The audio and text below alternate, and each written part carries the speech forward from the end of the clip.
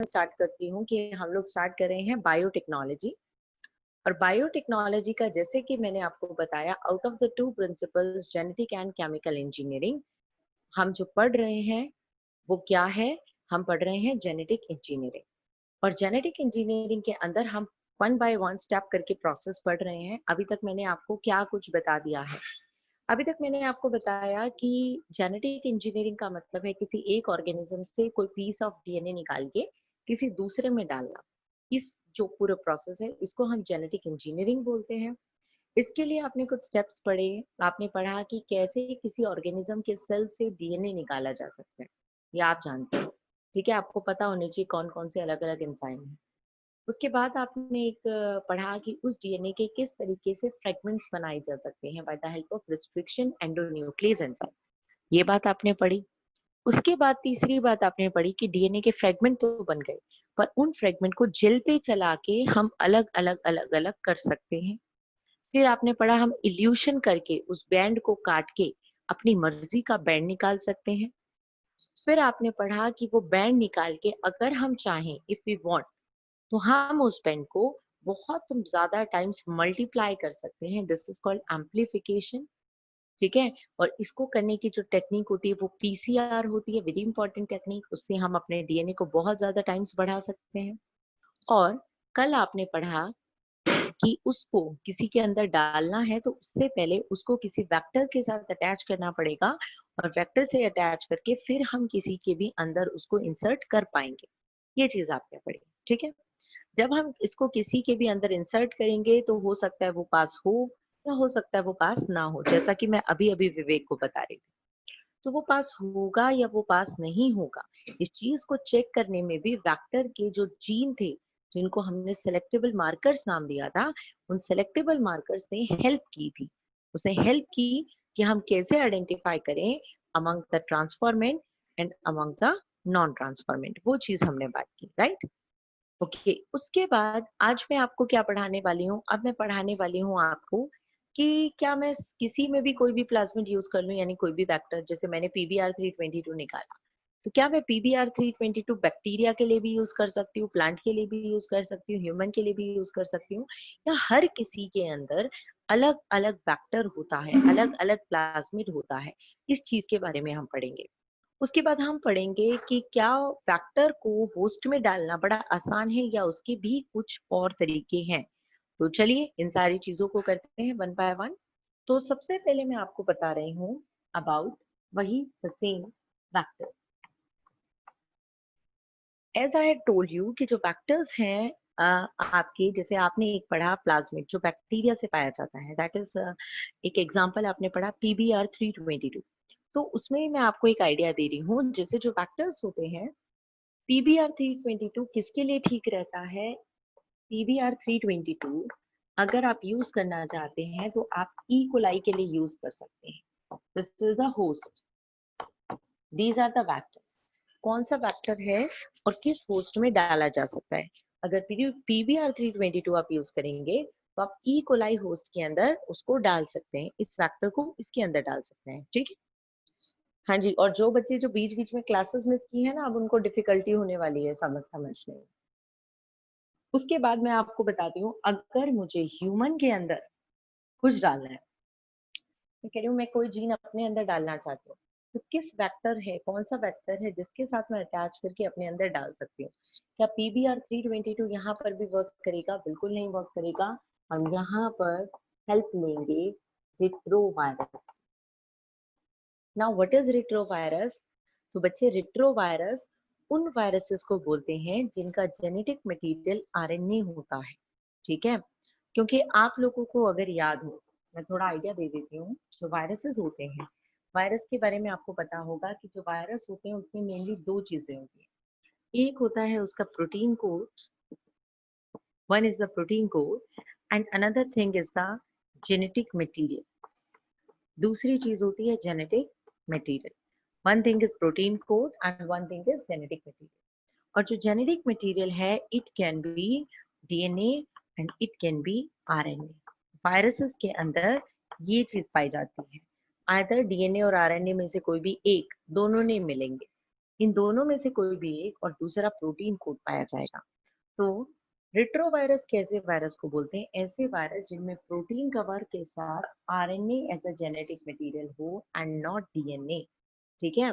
और ऐसा ही होता है हमारा एचआईवी का वायरस। आप लोगों को आइडिया भी होगा एचआईवी की, आपने लाइफ साइकिल पढ़ी होगी chapter human health and disease के अंदर। तो उसमें भी आपने देखा होगा कि जो एचआईवी वायरस होता है उसके अंदर आरएनए होते हैं, दो दो सिंगल स्ट्रैंडेड आरएनए प्रेजेंट होता है। So it is also a retrovirus. Of course हम एचआईवी तो नहीं यूज करेंगे, वो वायरस तो नहीं यूज करेंगे। और वायरसेस होते हैं उसके बारे में मैं आपको बताऊंगी।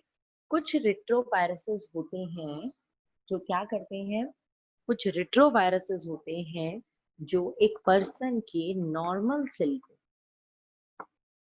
सेल को कन्वर्ट कर देते हैं इनटू कैंसरस सेल।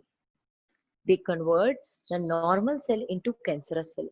अब आप खुद दिमाग लगाओ, एक नॉर्मल सेल था, उसको उसने कैंसरस सेल में बदल दिया और उसी को मैं यूज कर रही हूँ। यानी मैं एक ऐसी चीज के साथ अपना डीएनए अटैच करके अपने अंदर डाल रही हूँ जो मेरी बॉडी में जाके मेरे नॉर्मल सेल को कैंसर में बदल सकता है। तो क्या मैं कैंसर वाली चीज यूज करूंगी? ऑफ कोर्स नहीं करना चाहती। Then why we are using it? देखो बच्चे, सिंपल सी बात है। वेक्टर, हम कोई ऐसी चीज को यूज करेंगे, वेक्टर कोई ऐसी चीज होगी विच कैन सेल्फ रेप्लिकेट, इस बात पे ध्यान दीजिए। जो अपनी कॉपीज बना सकता है, जो रेप्लिकेशन कर सकता है, मैं उसी को एज अ वेक्टर कर यूज करूंगी। जो अपनी कॉपी नहीं बना सकता उसके साथ मैं किसी जीन को डालूं, कोई फायदा ही नहीं है। तो मेरा मेन एम है कि उसमें रेप्लिकेशन टेंडेंसी। अब जो रिट्रोवायरस है वो नॉर्मल सेल को कैंसर में बदल रहा है। नॉर्मल सेल क्या होता है, जैसे ये किसी के कांटेक्ट में आता है ये डिवाइड करना बंद कर देता है, राइट। तो ये अगर इसके आसपास चारों तरफ सेल है तो ये डिवाइड नहीं करेगा। बट ये रिट्रोवायरस अगर आ गया तो ये सेल सेल सेल सेल ऊपर नीचे सेल सेल सेल बनते रहेंगे और क्या बन जाएगी, पूरी की पूरी गांठ बन जाएगी, जिसको हम क्या बोलते हैं, ट्यूमर। ट्यूमर बोलते हैं। तो ट्यूमर ही कैंसर का एक फॉर्म होता है, मतलब ट्यूमर की वजह से एक तरीके से कैंसर होता है। तो यानी अगर जो अपने आप को डिवाइड करवा सकता है, कम से कम हमें ये तो पता लग गया ना, जो रिट्रोवायरस है उसमें डिवीजन की प्रॉपर्टी है, एंड यही डिवीजन की प्रॉपर्टी तो मुझे चाहिए, यही रेप्लिकेशन की प्रॉपर्टी तो मुझे चाहिए।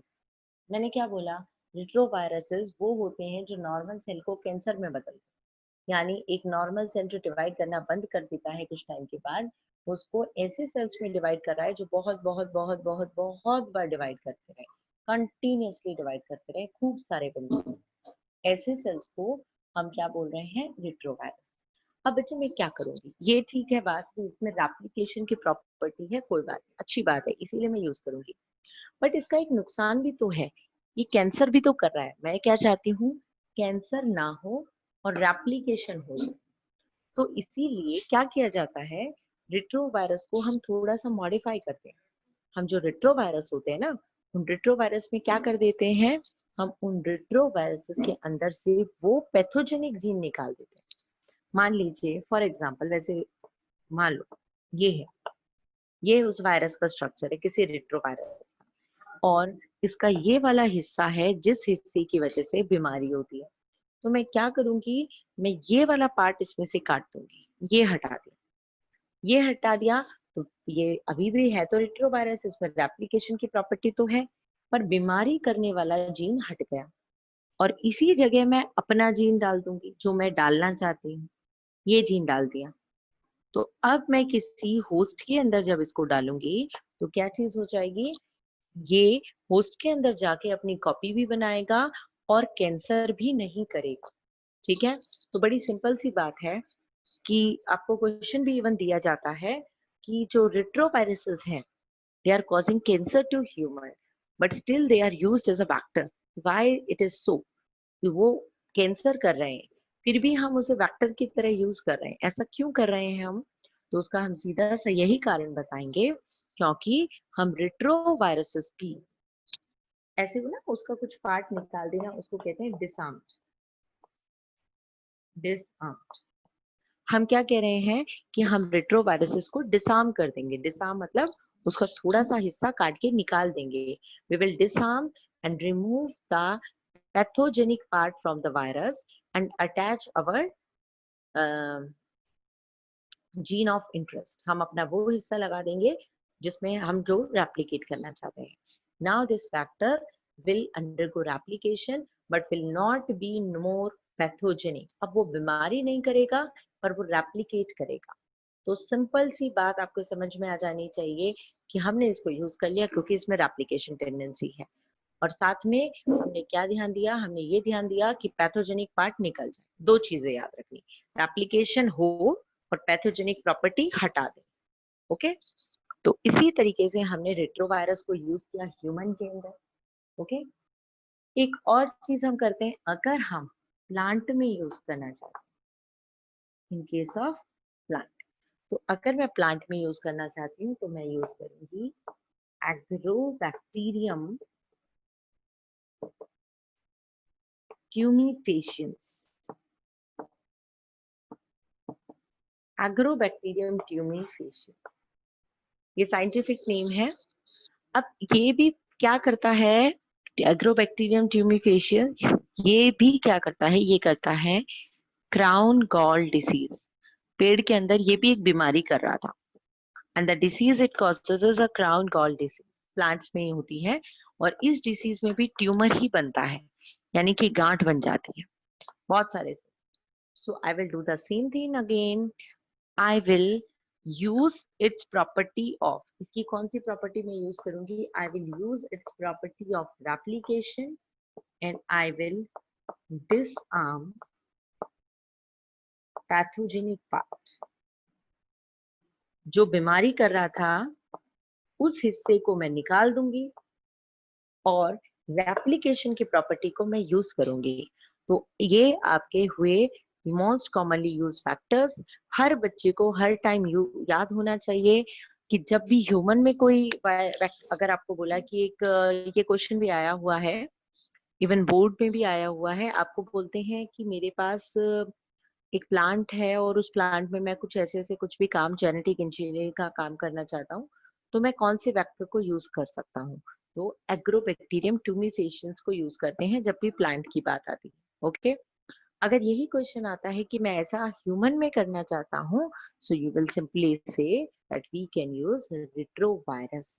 ठीक, ये दो नाम आप अपने अच्छे से याद, ह्यूमन के लिए रेट्रोवायरस एंड प्लांट्स के लिए एग्रोबैक्टीरियम ट्यूमिफेशियंस, ये हम यूज करेंगे। ओके, तो ये मैंने आपको बेसिक बात बताई। किसी को कुछ पूछना है इसके regarding, any doubt, you can raise your hand if you want to ask any of the doubt. And you need to keep your videos on. Dheeraj, Gitu, Pavitra, Prashant, Priyanka, Sania Haseen, Yaman, एक चीज को बार बार नहीं बोलना चाहना चाहिए, you should know. बता रही हूँ, वैसे ही मैं बता चुकी, बट फिर भी आप देख लीजिए क्या चीज है ये। हम बात कर रहे हैं कि किस तरीके से बायोटेक्नोलॉजी का एक स्कीमेटिक डायग्राम बनाया जाता है। यानी अगर आपको बोल दिया जाए कि आप डायग्रामेटिकली रिप्रेजेंट कीजिए बायोटेक्नोलॉजी का process, recombinant DNA technology process, इसको हम आरडीटी भी कह रहे हैं। आरडीटी, आरडीटी यानी रिकॉम्बिनेंट डीएनए टेक्नोलॉजी। ठीक है, इसका प्रोसेस क्या है? सो बहुत सिंपल सा प्रोसेस है। वी टुक अ सेल जिसके अंदर डीएनए था, इसमें से I had isolated this DNA. ठीक है, आई टुक अनदर बैक्टीरियल सेल, जिस सेल के अंदर प्लाज्मिड था, इसमें से मैंने प्लाज्मिड को अलग निकाल दिया। मैंने बैक्टीरिया से प्लाज्मिड अलग निकाला और एक किसी सेल से फॉरेन डीएनए। तो this is the plasmid and this is the foreign DNA.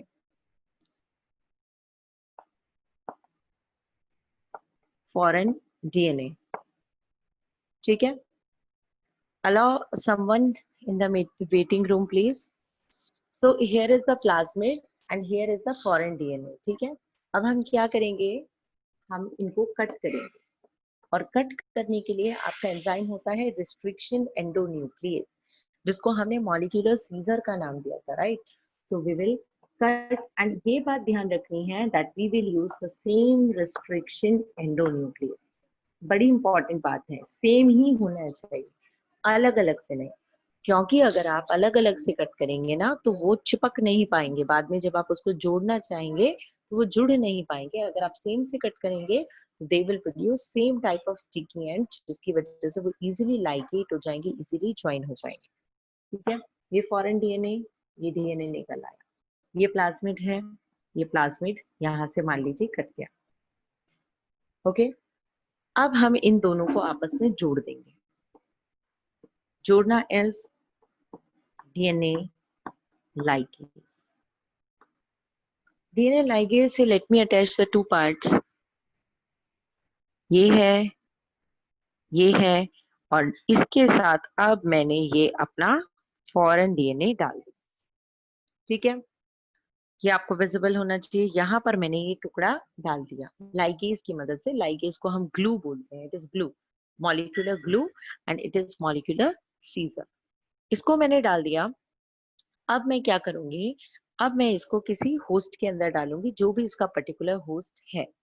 So now I will introduce it in the host. ये होस्ट है, ये होस्ट के अंदर मान लीजिए मैंने डाल दिया।